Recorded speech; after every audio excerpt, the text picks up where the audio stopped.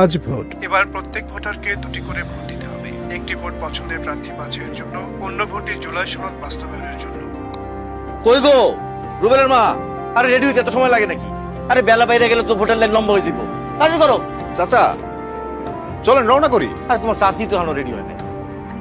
চলো চলো চলো চলো চলো চলো। রুবেল চল, তুই যাবি না ভোট দিতে? বাবা, ওর জীবন তো এমনি অন্ধকার। ভোট দিলে কি ওর জীবনে আলো ফিরে আসবে? এটা কি বললেন চাচা? তোমার চাচা তো ঠিক কথাই কইছে। আপনারা যখন থাকবেন না তখন রুবেলের দায়িত্বটা কে নেবে? সরকার। একদম তাই।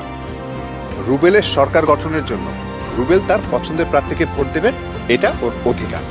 রুবেল চল। দেশের সর্বমোট ভোটার প্রায় ১৩ কোটি।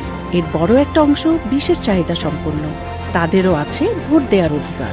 নিজে ভোট দিন, বিশেষ চাহিদা সম্পন্ন ভোটারদের ভোট দিতে সহযোগিতা করুন।